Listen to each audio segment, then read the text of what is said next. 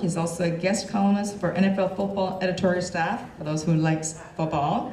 He has won numerous awards, including the Emmy Award 4 times, which is amazing, Associated Press Reporter of the Year, and is a recipient of the Golden Mike Award. He has worked at AM 570, Los Angeles, Fox 11, Fox 5, and CBS 29 Bakersfield, and currently looks forward to giving back to the community. So he has joined us today. James Coe, to the stage, please.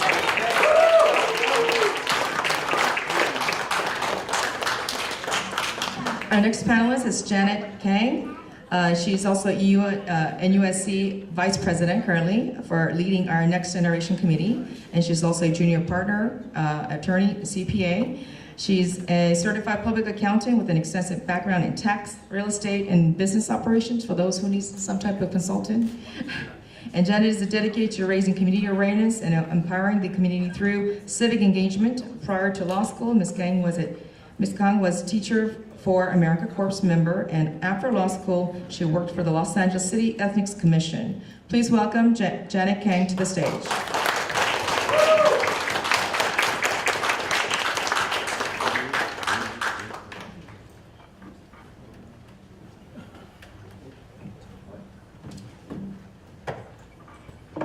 And yes, of course, we would like to ask Mark Kim to the stage again.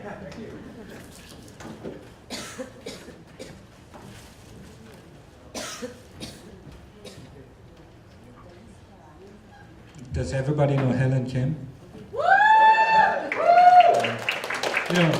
I don't feel comfortable giving her age, but she actually wrote it on her bio. I just left it out on our print. She immigrated here. Was it 36 years ago? 38 years ago when she was 8.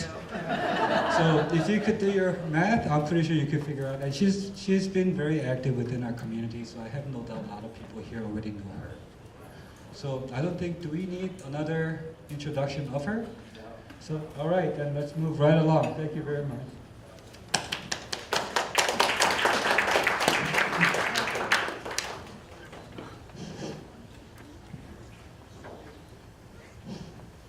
Okay, as we start our talk show or panelist, we have set up questions that we actually had for our panelist program, but we also received certain individual questions from individuals in the audience. And I think we're going to just take turns in asking the questions, and if you feel free, if you want to go ahead and answer the question voluntarily, feel free to do so at any time. First question, because we're our time constraint right now, we're going to try to go through this as fast as we can.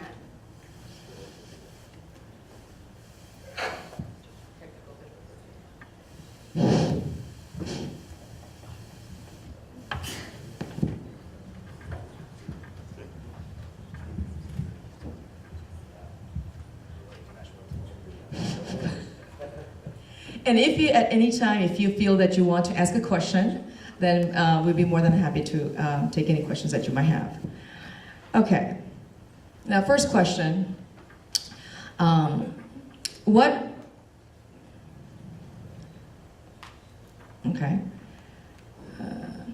can Korean American youth, this is Chasebe, this is the next generation, right? What can Korean American youth play in the unification of Korea? We've heard great speeches and great lectures right now. We have noticed that we have high school students to 20s to 30s to 40s, the next generation, the second generation, third generations of Korean Americans in America. And as a Korean American youth, how can they play in the role, what type of role or stance can they take for unification of Korea? Volunteers? Okay, Mr. Chang. Chang Lee.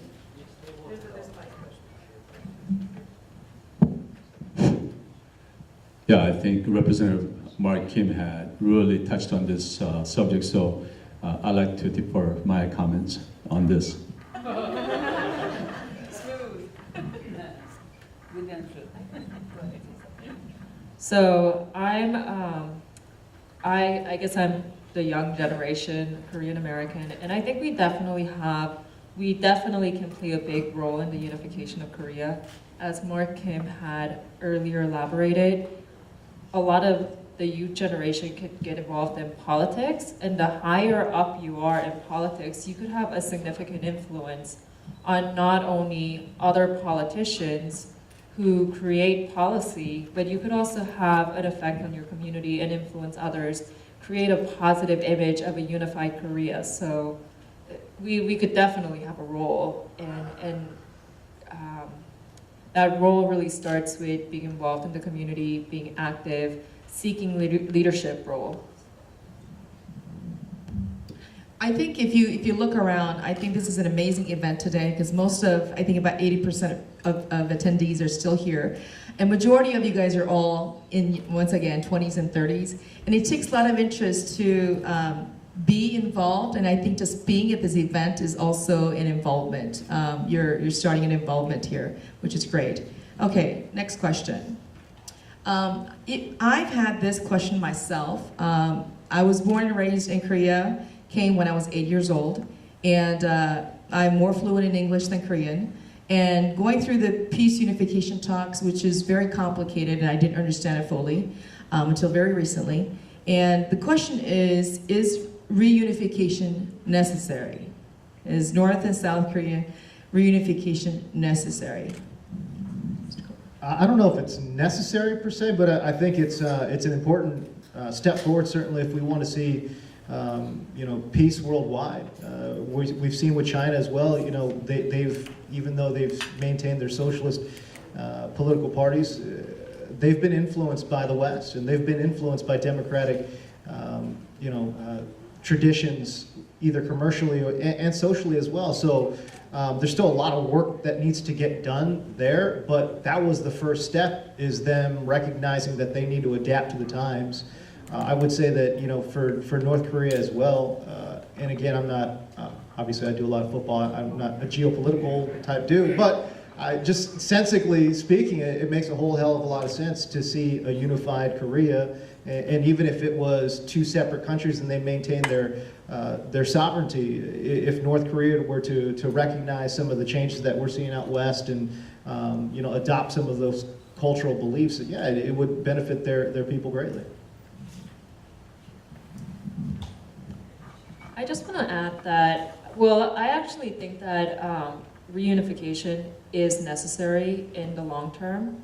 And the reason for that is the current government model of North Korea is completely not sustainable. There's a lot of issues, I think, economically. The country is suffering, and if we're speaking of human rights, it's a really big issue. It can't last. It will break down at some point. And it's, for me to think that we're Koreans, not North Koreans or South Koreans. We're Koreans. Our ancestors come from one country. And to see that at some point in time, if North Korea fails, there will be two countries. It is kind of sad, right now we're at an armistice, but then if at some point it's like if we can't even agree to be unified with our own people, what kind of message do we send out to the world? So in that sense, I think unification is necessary. Thank you. Following up to that previous question, South Korean youth questions, okay, the youth in South Korea, they question unification, mostly due to economic concerns. And I think that's a very valid question. North Korea, I've never been to North Korea, but watching on TV and Googling it and just having a third person's perspective of the country, state right now, North Korea is definitely different. It's very different from South Korea. Having said that, South Korean youth, they are concerned about unification, mostly due to economic concerns. Do Korean American youth face the same obstacles as South Korean youth? Why or why not?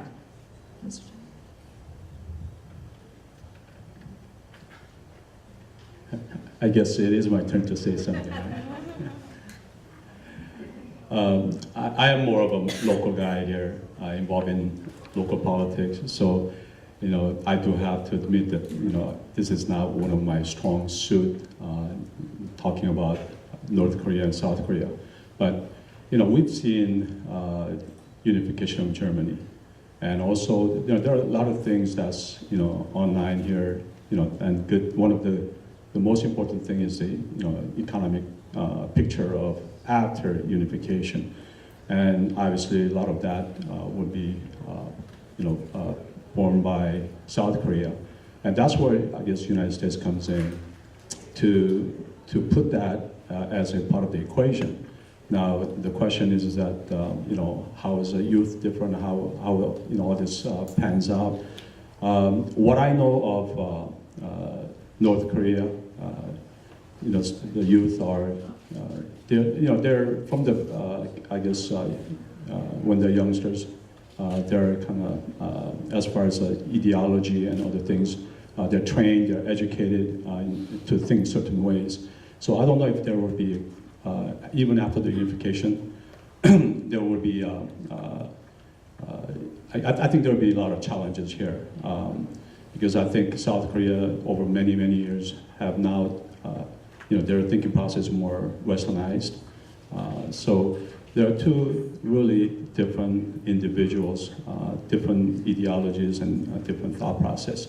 I think there has to be really good policy that the leaders has to put forth to really deal with this thing, address these issues, and also, there has to be a well thought out, not only denuclearization as we talk about, and other things, but all the things that really, the consequences of this unification that needs to follow. This is the first step, but there are a lot of things that really needs to follow, and one of the things Representative Kim talked about is that tactics and other things, and also, but policies, and the economic picture of what this will bring.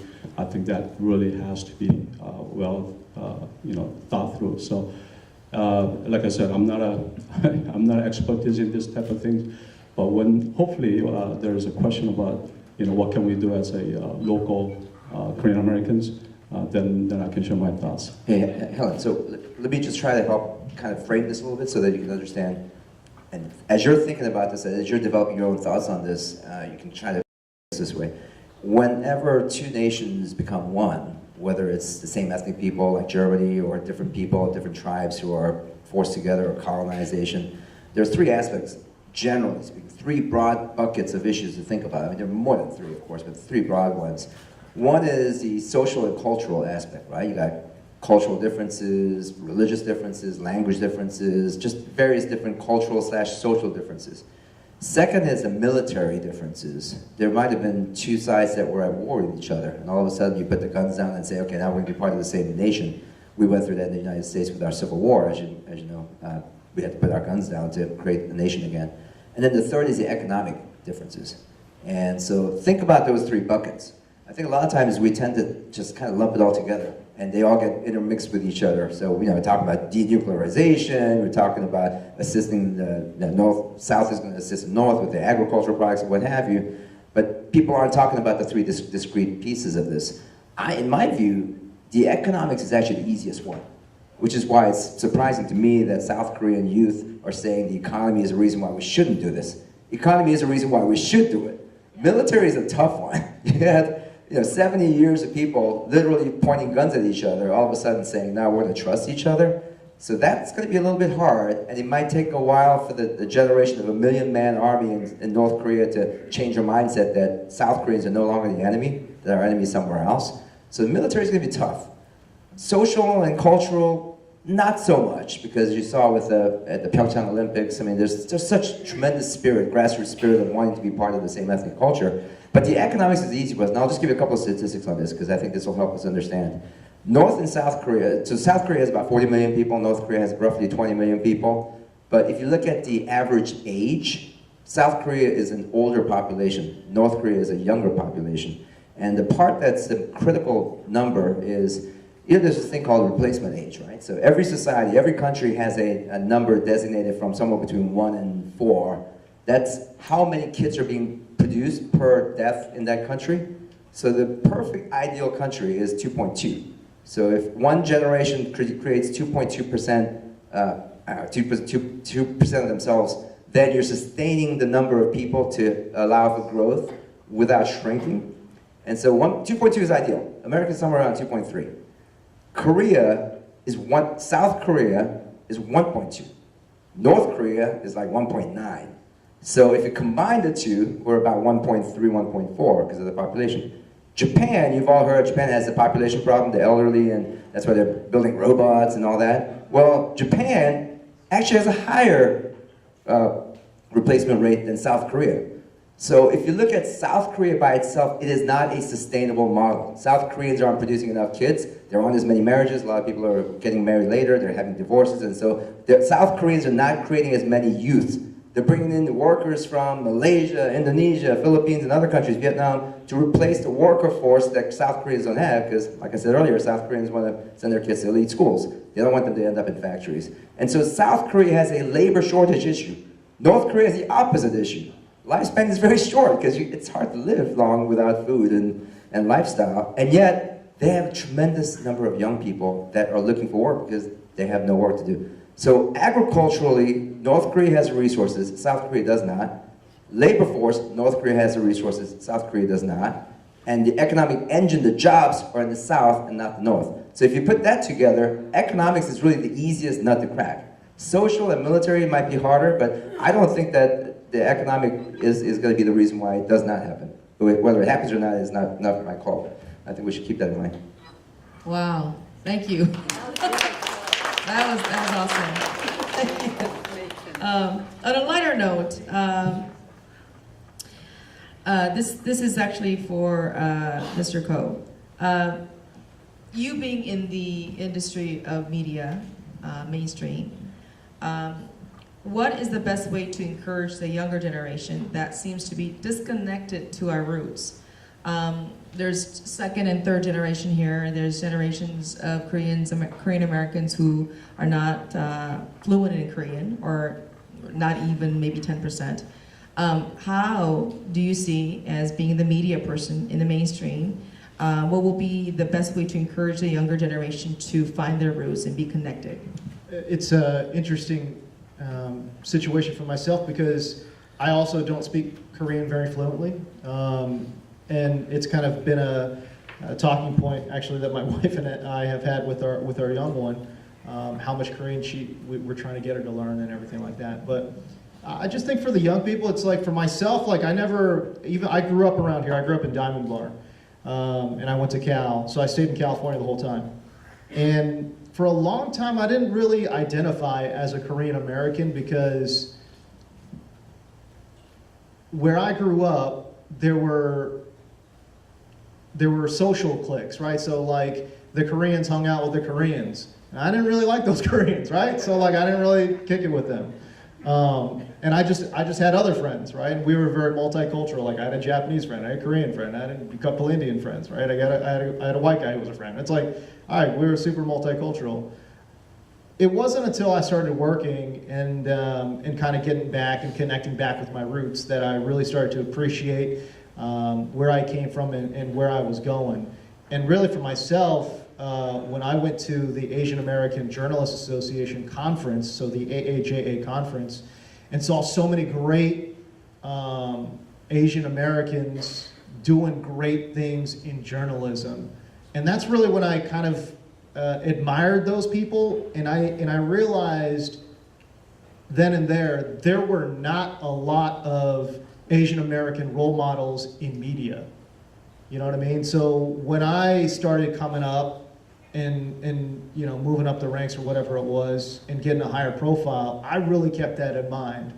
And I realized that I set an example for a lot of younger folks who might want to get into media as well. And I know it's a very small slice of life, you know what I mean? I'm a sports guy. It's like, all right, great. If you don't follow sports, you don't care about me at all. But that being said, for that small slice of people who want to do it, they're going to see me and say, you know what? I see that dude. I see myself in that dude. And that is so important. And I just think for myself, what I would tell younger people is if you're in college, high school, whatever it might be, don't be like me and wait until you're 30 years old or whatever to realize, holy shit, I'm Korean American. Like, I really should connect with my people. You know what I mean? Like, I think I really feel like it's important that that you recognize that where you come from, learn it, love it, appreciate it, and just really respect that background.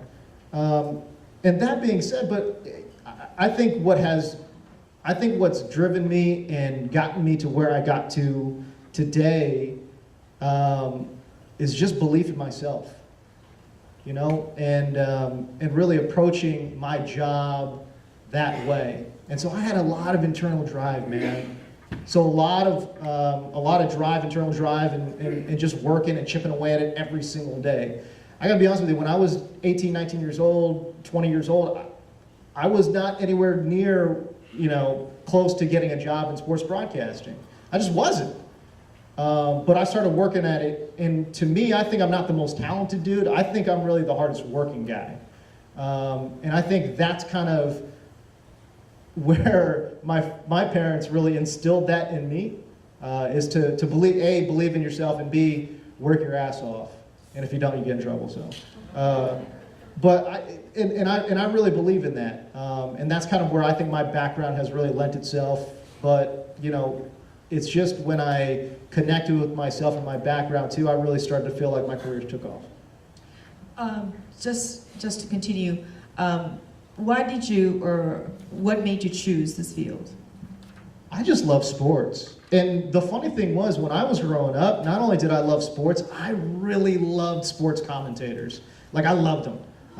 And I remember Michael Kim at ESPN when I was growing up. Like, that dude was my idol, man. I was like, I love that dude. That being said, I mean, you know, it's like, look, you grew up in LA, you love Chuck Hearn, you know, you love Vince Scully. You've got these guys that are just pillars in the sports broadcasting community, and you know, I find inspiration from a lot of different sources, but certainly when I was in high school and in college, I never ever thought I could actually do sports broadcasting. And a big part of what was in the back of my mind was, there's not a lot of Asian dudes doing sports. You know what I mean? And it's like I said, when I went to AAJA and I see so many great Asian American journalists out there, I was like, you know what? This is awesome. And it was a symbiotic thing. You know what I mean? Where we're just kind of a synergy is the word I'm looking for. There was a certain synergy there that we're kind of building off each other. Thank you. Okay, moving on to Mr. Cheng Lee. We have a couple of questions for you. Mr. Lee, why did they call you Mr. Koreatown? Mr. Cheng Lee has served this community for 30 years. So if this is the first time seeing him on stage, this is not something that's new. He has served on many boards as commissioners and advisor, and as just volunteer. And you know, if you didn't get to meet him, make sure you shake his hand before you leave tonight. But why do they call you Mr. Koreatown? Let me try to relate myself to you guys. I think you know, you have a great leader like Mark Kim, and then really a sportscaster. Wow, you know, I am your typical math guy, become an engineer. You know, this typical Asian guy, right? And you know, I was an engineer, and then you know, I went through this 사이구, you know, the riot. You know, my business did burn down. I'm the victim of that. I was up on my parents' shopping mall with a gun, protecting the shopping mall. So I lived through that. So, you know, that really got me interested in, hey, wait a minute, there's more than really working hard and having a nice job. You know, there has to be something else here. What just happened here? So I got interested in, you know, what caused all this? And what can I do as a normal, you know, Korean American constituent in this area? How do I get involved? That's what got me interested in this politics. So I started looking into it, but I did not want to be a politician, because you're under the microscope, and You know, you really live you have to have a clean life. I have too many skeletons in my closet, so you know, I knew I could be a politician. So there are many, then I found out there are many other ways you can get involved. One of the things that Representative Kim did not mention was that, yeah, you could advocate, and then you could also become lobbyist, and you can support other politicians, but you can also serve as a commissioner. That is a part of the democratic process, the civic process. All of you can get involved. So I got interested in that. And every discipline that you are involved with, whether you're a lawyer, you're a CPA, your profession, the city government or state government, all these places, it is a corporation. And so they do have accounting department, they have engineering department, they have all these different departments where you can serve to represent. You have elected officials there already, but you could represent the people, and that's what the commissioners do.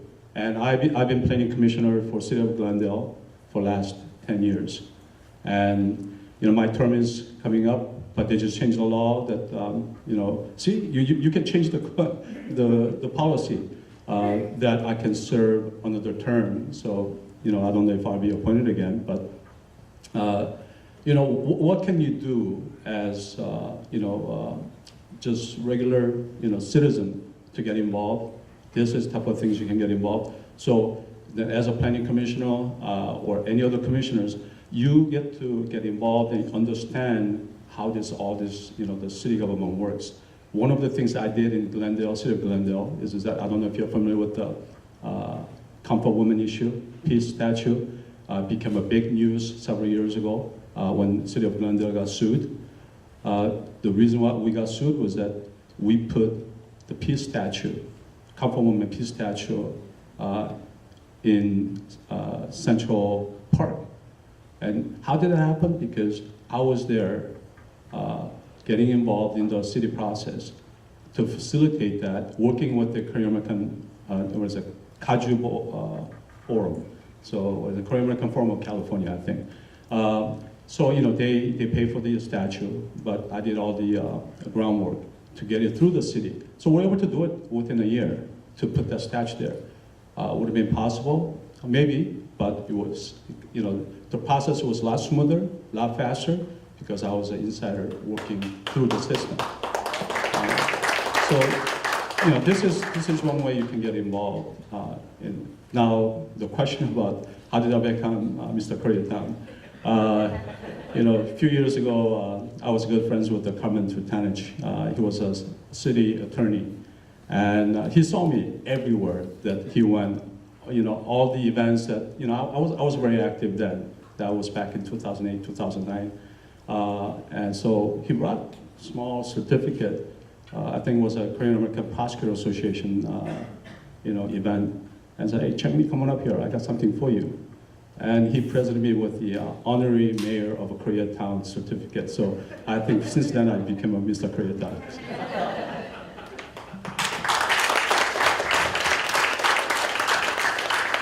Thank you. Next question is to our beautiful Janet Kang. She's a lawyer and a public accountant. The question for you is, you being second generation here, second generation, and she's in the professional field, twice at that. How did you get involved with your work? How did being Korean American either limit you or help you to be in your field? Okay, so I feel like there's a lot of parts to that. So I think so the reason why I became a lawyer is because I think understanding the law is so critical and it's so important. Sometimes, especially when you're an immigrant or if you are someone who doesn't understand the law, you might feel like the law is against you. But I think that it's, we really need a different way of thinking. It's really about understanding the law and using the law for yourself and to your advantage. And I think there is like a real, that's kind of lacking in the community. My dad's a CPA, so naturally, accounting appealed to me. So I also studied accounting as well. But I think there are certain limitations that a CPA has. Just as an example, the CPA doesn't have, the same breadth of understanding of the law, and also there's no client-attorney privilege. So I really wanted to go into the practice of law. And as far as being a Korean American, I don't know if that necessarily gave me an advantage or a disadvantage, but I think that being an attorney and also understanding the tax system in the US definitely does give me an advantage in being able to be a leader in the Korean community and advocating for certain rights and just educating the Korean community about what we need to do to succeed in the US. I know a lot of people had mentioned the LA riot today. My birthday is actually April 29th. And yeah, so it is a big day. Just to give you a little bit of history, I lived not too far from here when the LA riots broke out. So I really witnessed, I was very young, but I did witness firsthand the effects of the LA riots. My parents are very involved in the community, so I saw them, I heard about the LA riots and what they would do. My mom is very feisty, so when she heard about like my dad's client stores being raided, she's like, well, I'm going out there too to see what I could save for them. So I mean, it did have a very big impact on Koreatown. And if you really think about where the LA riots started in South LA, that distance, the number of miles to where the LA riots stopped in Koreatown, that's actually a pretty big distance. And then if you think about the distance from where the LA riots stopped in Koreatown to how far it is to Hancock Park or Beverly Hills, that distance is very, very short. And that's pretty indicative of how the government failed the Korean community. And that's something that really makes me mad and really inspires me to further myself as a professional so that I can be someone in the community who helps the community and leads the community. And so I saw that when I was a child. I went to high school in Beverly Hills, and one thing that really came as a shock to me is that my friends in Beverly Hills have very, very, other than what they saw on the media, the LA riot they have just no memory of the LA riot. And I think that's very telling. It's because the city of Beverly Hills was actually barricaded and surrounded.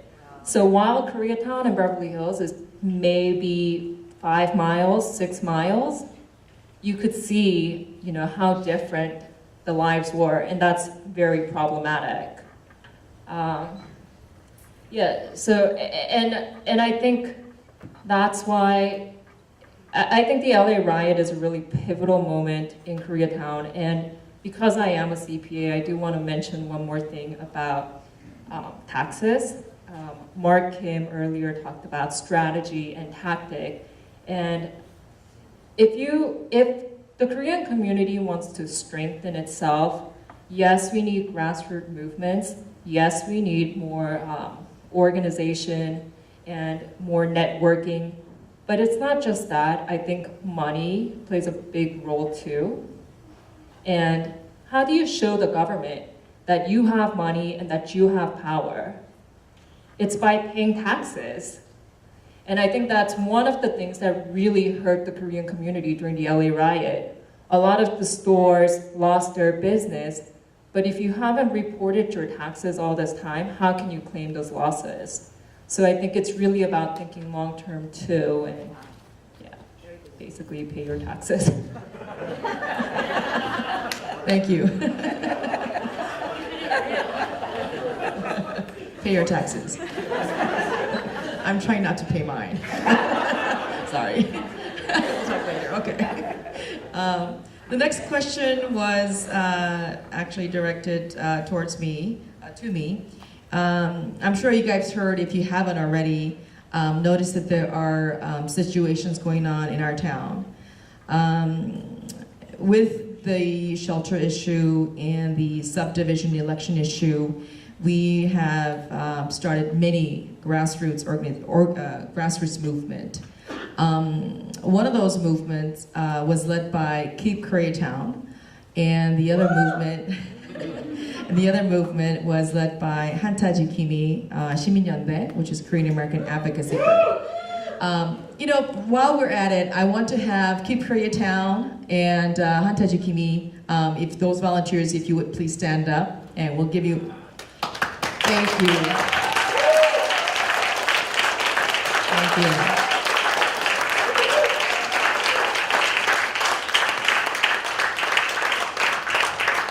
More people have attended today, but they're too shy to get up. You know, we've had Mark Kim, Janet, and James, and Mr. Lee, you know, telling us that we need to get involved, which is true. Just to share a little bit about how this grassroots movement started. It started about 7 weeks ago, about 8 weeks ago to be correct.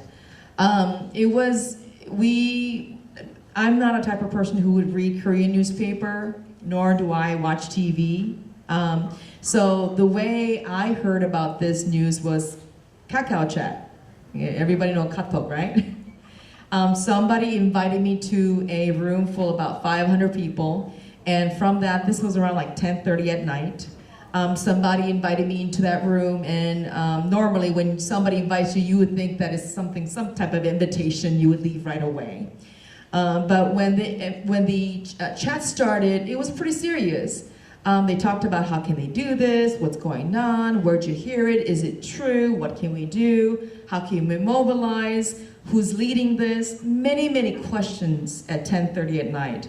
And that first night, I was just reading the feed, trying to figure out what it was, not knowing anyone in that chat room, about 500 people. They kept adding, and you know, some people kept leaving, but I was just curious as to figure out what is all this.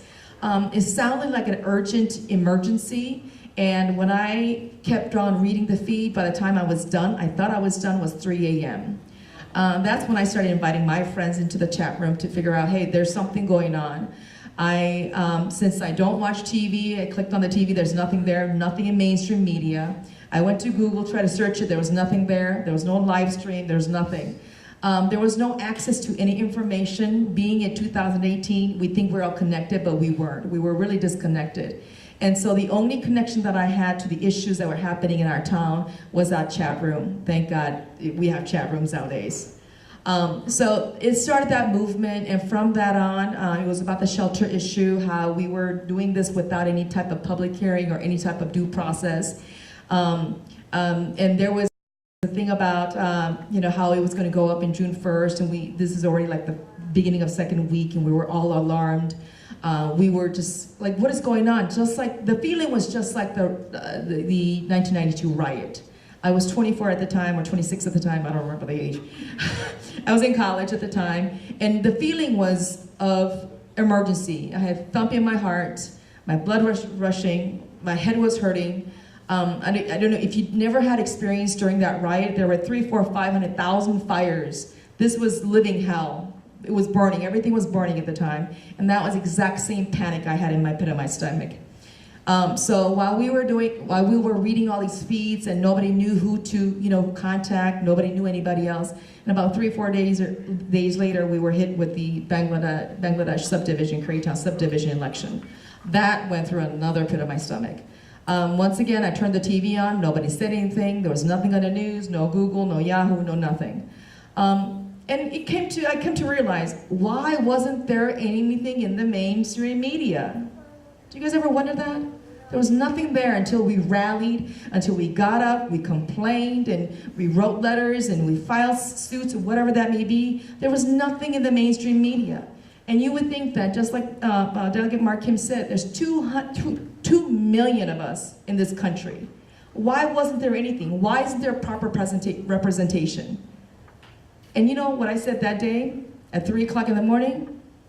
I kind of got depressed. And I said, you know what, partly that's my fault. Me being in my mid-40s, I was still not involved in my community. I was proud to be Korean. I speak perfect English, perfect Korean, and I'm proud to be Korean, but I never really got myself involved, right? And so from that chat room, there were many other chat rooms that evolved, one for a shelter issue, one for subdivision issue, and we had many people there. We still have 200, 300, 400 people in those chat rooms. And from those chat rooms, thank God for 2018, instant messaging, we were able to congregate, we were able to gather volunteers who would work, sacrifice, especially for subdivision, sacrifice 16, 17 hours a day, right? Most of us, my dad is sitting in the back, bless his heart. He's been in this country over 40 years. He worked 16, 17 hours a day as a first generation Korean American, as an immigrant.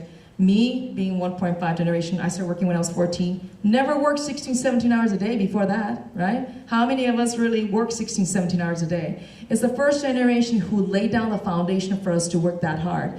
And through this movement, we were working 16, 17 hours a day, not for money, but for the cause of our heritage, for our Korean American community. And through that, we were able to move 30,000 voter registrations. And that day, which is a world record, which is a U.S. record, is it? Right, Delegate Mark, it's a record for us. In any neighborhood council subdivision election, it's a record. There's no such a thing. And we had, it's about 6,000 people on the day of the election. We had first generation. A lot of us cried that day. We had first generation come in wheelchairs and their push carts and their little walkies. Grandmas and grandpas. Election did not start until like 2 p.m. They stood in line starting 11, 12, in the sun, no shade. Their legs were wobbly. And they stood in line for 3, 4, 5 hours. When the actual election started that day, I was kind of hesitant. I was kind of doubtful. Are young people like us, are we going to show up? Because most of us are parents, right? In school, teach. We have to go to school, we have to go to work. I was really doubtful. Are they going to show up, right? Grandmas and grandpas stood in line for 3, 4 hours, and that set a foundation that day. All of us here, we know, that set a foundation where all of us, they all showed up after work. They all came and stood in line. At 4 or 5 p.m., they all stood in line to vote. And not only did that movement, if you didn't see it, please go online and look at the videos. Okay, that's our proud Korean American heritage. It's our Korean American power in this country. And those grandmas and grandpas, most of the comments that they made, you know what they said? I said, why are you here today? Just out of curiosity. They were standing in line, they're wobbly, they're shaking. Okay? Some of them had oxygen tanks. You know what they said? They're like 80, 70. 70 was young, 80, 90. And I asked them, I said, why are you here? And you know what they said? Said, this election, even though this is not a presidential election, this is only a neighborhood council election, this election is probably going to be my last election in my lifetime. And if I don't do this, I feel like I'm going to regret dying without doing anything for the next generation.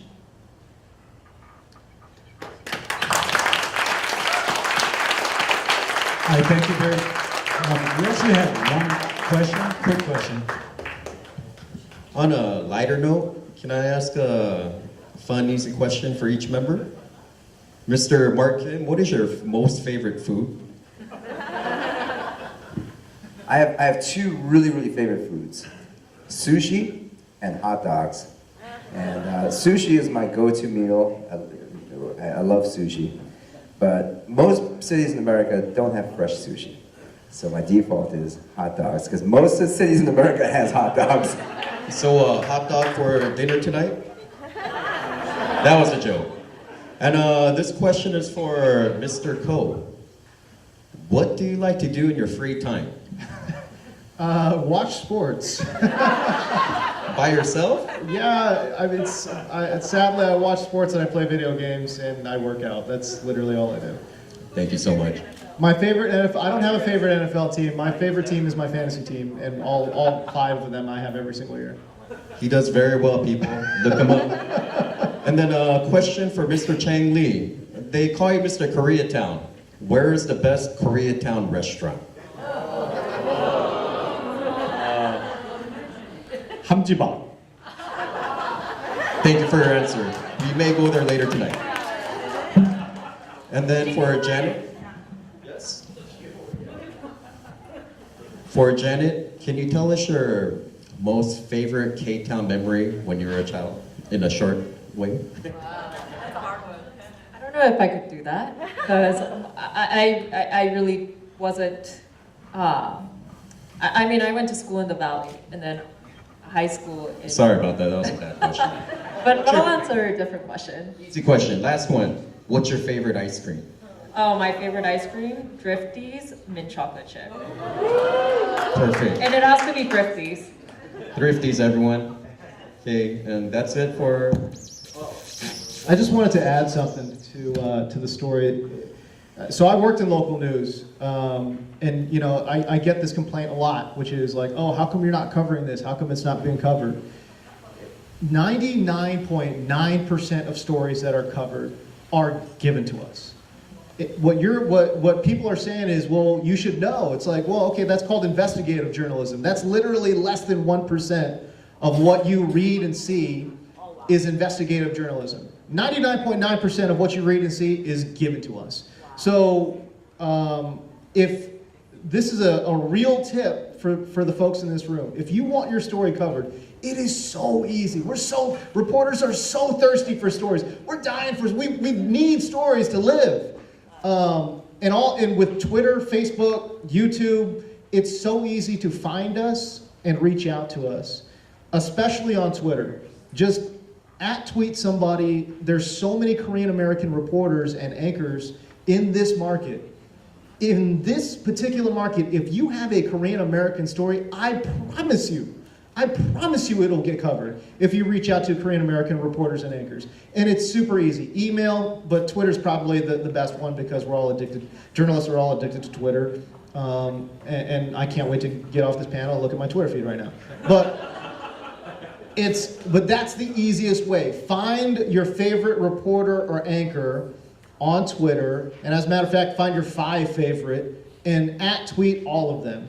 But make sure when you have the story ready, make sure you can answer what's the who, why should I, the number one question is, why should I care? And if you can answer that in 2 sentences or less, I promise you got a story. I promise you. If maybe it's not a reporter, but some camera guy will go out there and shoot that crap. You know what I mean? Like somebody will cover it and somebody will read about it. You know what I mean? So if you want to get that story covered, it's so easy. Just find us on Twitter and let us know. Thank you. Thank you. Thank you very much for your candid stories, and I think we all learned a valuable lesson and an action for us to do. Thank you. Round of applause for our panelists. Okay, at this time we're almost wrapping up, and we actually have to give up our room by 3 o'clock. We actually have no more time than that. So given that we are going to go around, and if you look at your pamphlet, we have surveys there. So when you exit, we actually need to get your name tag back, and we actually recycle everything. So thank you very much for that. And secondly, please fill out your survey, and when you return both your name tag and survey, we actually have a parting gift for you. Second part, we are going to have a reunion coming up on August 20th, and I actually got the date confirmed, and I briefly explained in December. So in order for us to contact everybody, we'll actually be passing out a separate sheet of paper. On there, please, it's on the table. Each of the table, there is a white piece of paper. There, please write down your name and your contact information, such as email and phone number, and we'll contact you afterwards.